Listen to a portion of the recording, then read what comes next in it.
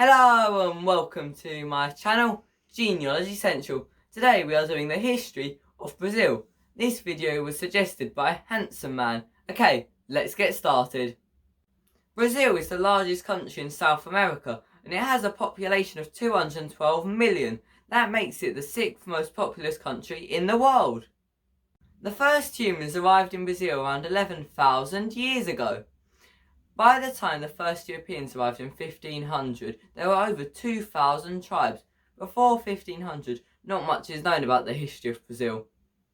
The first European to officially discover Brazil was Pedro Alvares Cabral in 1500. Portugal proclaimed it later that year in April.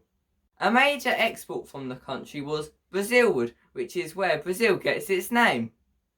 When Brazil was first discovered by Portugal, it had little interest in the colony, as its other colonies like China, India and the East Indies gave it more money. This meant traders and privateers went to Brazil and took Brazilwood. In the 1530s, Brazil made captaincy colonies. They did this by splitting the land horizontally and giving it to noblemen. This allowed them to make more money from Brazilwood. In 1572, Brazil was partitioned into the northern government and the southern government.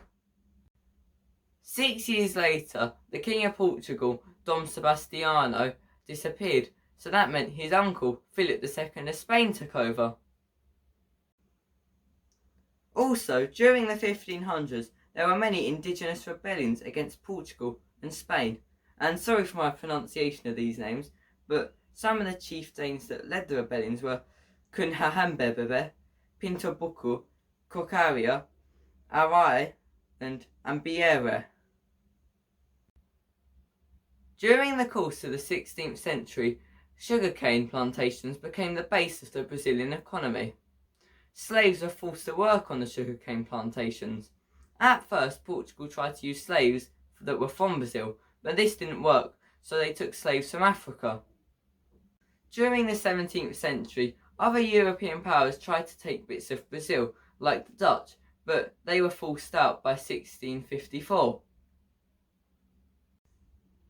In Brazil, there were many slave rebellions until the abolition of slavery in 1888, but none of the rebellions were successful.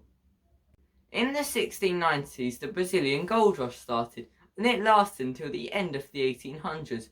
It created some of the largest gold mines in South America. In 1718 or 1719, gold was found in the Coiaba River. In the 1730s, many convoy ships sank. It's not known who attacked them. 60 years later, there was a revolution to try and overthrow Portuguese rule in Brazil, but harsh punishments were inflicted on those who wanted revolution. In 1808, France attacked Portugal. This meant the Portuguese government moved to Brazil and established themselves in Rio de Janeiro. There, the Portuguese king established himself as emperor and ruled for 15 years. In 1822, Pedro I declared Portugal independent. He ruled for 10 years, then abdicated in 1831. This meant his son, Pedro II, took over. In the 1850s, Brazil had economic growth and stability. This period of peace came to an end in 1863 when there was a war. In 1889, Pedro II was overthrown and the first Brazilian Republic was created.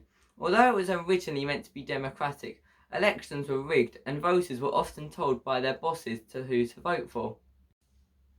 In World War I, Brazil remained neutral until 1917, when they declared war on Germany, Austria-Hungary and the Ottoman Empire.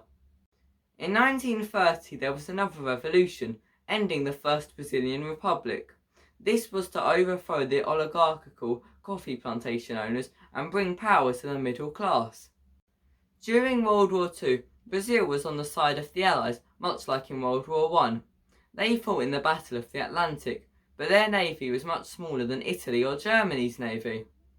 By 1946, Brazil had had 4 republics, with the 5th one starting. 1946 marked the return of Brazil's democratic rule, but this wouldn't last long, as in 1964, with the help of the USA, it was turned to a dictatorship. This was so it wouldn't turn to communism. From 1964, Brazil was ruled by 7 different dictators. This lasted until 1985. During this period, torture was widespread, unlike in other dictatorships where killing was more common if you disagreed with the regime. During this period of Brazil's history, freedom of speech and political opposition were limited. 362 people were killed or went missing, and a genocide of 8,000 indigenous people happened, and 20,000 people were tortured. In 1985, the first president was sworn in by an indirect vote. He was Tancredo Neves. He died after being sworn in and was succeeded by his vice president. In 1989, the first president of Brazil was elected by popular vote. He was Fernando Collor de Mello. Since then, there have been 6 presidents of Brazil.